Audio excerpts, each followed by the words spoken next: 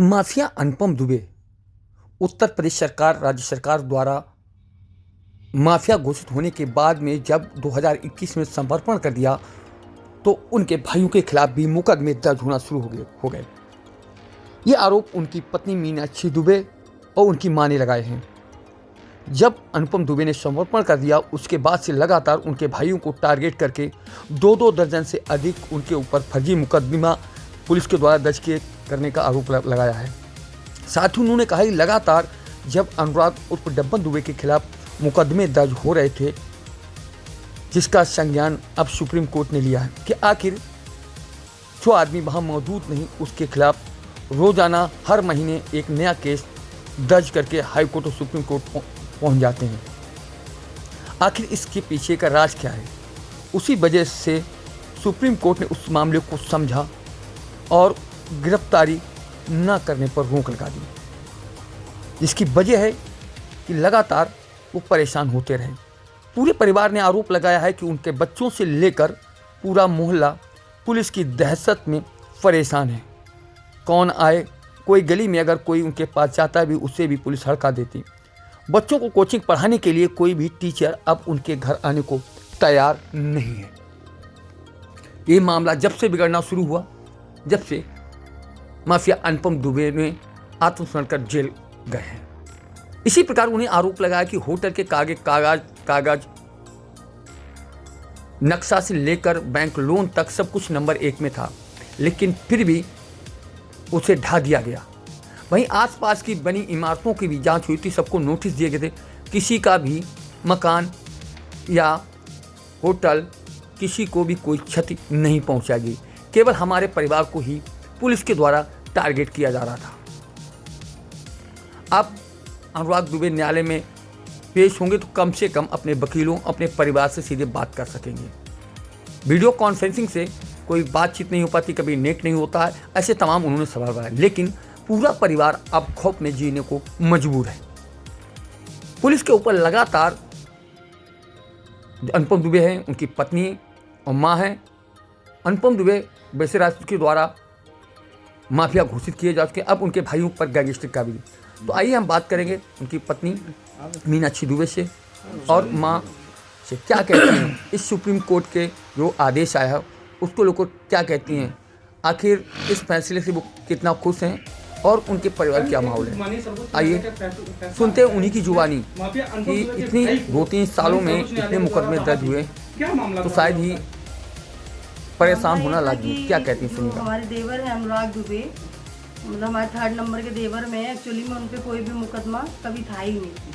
मेरे हस्बैंड ने 2021 में समर्पण किया, 14 जुलाई 2021 में उसको, मतलब उन्होंने जब समर्पण कर दिया उसके बाद मेरे देवरों पे जब मतलब समर्पण हो गया उसके बाद उन्होंने मेरे देवरों पे 2nd देवर 3rd एक पे 13 मुकदमे कर दिए। एक देवर पे जिस पे NCR तक का भी मुकदमा नहीं था उस पे 10 मुकदमे। एक मेरा देवर जो ब्लॉक प्रमुख है अमित दुबे, उन पे भी 13-14 मुकदमे। मतलब हमारे हस्बैंड जब जेल गए हैं तब तक कोई मुकदमा किसी पे कुछ भी नहीं था। और उसके उनके जब जाने के बाद मतलब हमारे देवर पे मुकदमे सब पे लगने बराबर शुरू हो गए। तो उसी मुकदमे में मतलब जो अनुराग दुबे पे जो मुकदमे हैं, हर 1 महीने बाद एक FIR लिख के हाई कोर्ट जाया जा रहा था, सुप्रीम कोर्ट जाया जा रहा था बार बार। तो उसी पे माननीय न्यायालय ने, सर्वोच्च न्यायालय ने हमारा मतलब सुना, देखा। उन्हें भी लगा कि नहीं, कहीं ना कहीं ये गलत है जो बार बार अनुराग दुबे के नाम पे ही रोज़ एक नए मुकदमा आ जाता है। तो आम पब्लिक को नहीं लगा, तो कम से कम हमारे न्यायालय, सर्वोच्च न्यायालय ने इस विषय पर ध्यान दिया और इस चीज़ को नोटिस किया कि ऐसा क्या कारण है कि मतलब डेली अनुराग दुबे पे एक नया मुकदमा, एक नया फर्जी FIR हो रही। तो उन्होंने उस बात की टिप्पणी करते हुए कहा कि जो मतलब इनके साथ जो हो रहा है ये गलत है। क्या प्रशासन इतना होगा कि रोज़ एक नया मुकदमा रख देगी, रोज़ एक नया मुकदमा, कोई तो वजह होगी। और हमारा जो हमारे देवर जी हैं तो जो वहाँ पे बयान देने नहीं जा पा रहे, वो एक उन्होंने जो सही बात ही कही है ना, इसी डर से तो नहीं जा रहे कि वो अगर सामने आएंगे फेस में तो वो एक नई FIR लिख के रखे होंगे, उनको अरेस्ट करेंगे और मुकदमा उन पर लगा देंगे। तो ये बात उनको समझ में आई, हमारे सर्वोच्च न्यायालय में जो भी हुआ उनको समझ में आई ये बात। तो उन्होंने मतलब इस बात पे फैसला लिया और उससे हम लोग को थोड़ी राहत की उम्मीद है। जब इस पड़ी थी तो मतलब इतना पुलिस फोर्स आया कि हमारे मोहल्ले वाले लोग सब चौंक गए, सब देख के। और उसके बाद बराबर हर महीने भर में एक आ जाती पुलिस फोड़ डुगडुगी बजाया कि ये चस्पा कि वो चस्पा, मतलब इससे बहुत दहशत का माहौल है हमारे यहाँ। हमारा होटल जो मतलब बिल्कुल हर चीज़ से हमारा नक्शा भी था, सब कुछ था, वो तोड़ दिया गया। इतना भारी भारी पुलिस बल जाके मतलब हर तरह से पुलिस हमारा उत्पीड़न ही कर रही है और हम लोग बहुत दहशत से हैं। पुलिस के खौफ से लोगों ने हमारे घर आना जाना बंद कर दिया।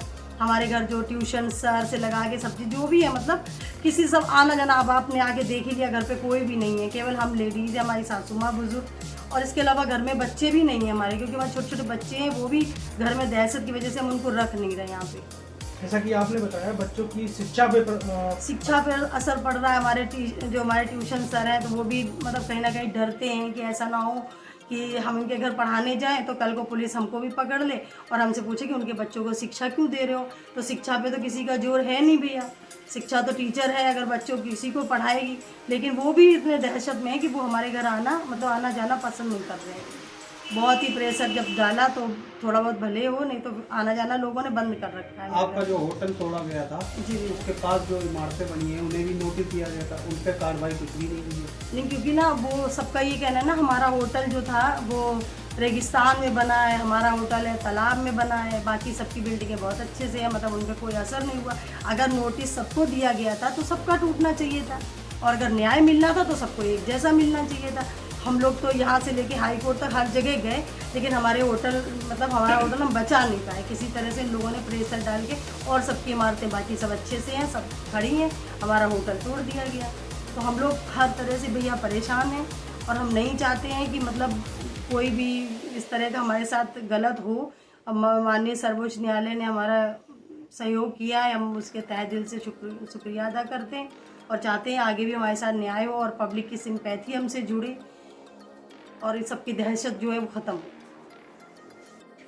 घर में कोई आए ना जाए, घर में कैसे रह सकते, क्या है। माता जी किस माहौल में रह रही हैं आप? अरे पूरे कोई माता जी किस माहौल में रह रही हैं सुना? ऐसे ही गंदी दहशत खा खा के रह रहे, कैसे रह रहे, माहौल में कहा, माहौल तो ऐसे ही है। अच्छा, उच्च न्यायालय से जो आपको इतना बड़ा राहत मिला है उसके बारे में क्या कहना? उसमें थोड़ी सी राहत मिली, थोड़ी सी खुशी हुई है बाबू। ऐसे ही न्यायालय से हमें राहत मिलती रहे तो थोड़ा आगे बढ़ के थोड़ी राहत मिलेगी तो थोड़ा काम बनेगा। और अभी तो परेशानी में रह ही रहे हैं बुरी तरीक़ा से। या तो भाई अर्ज है भाई वहाँ से हमें न्याय मिले, अगर जो कुछ गलती हो उस पर दंड दिया जाए, अगर सही है उस पर न्याय दिया जाए, बस इतना ही था और अगर कुछ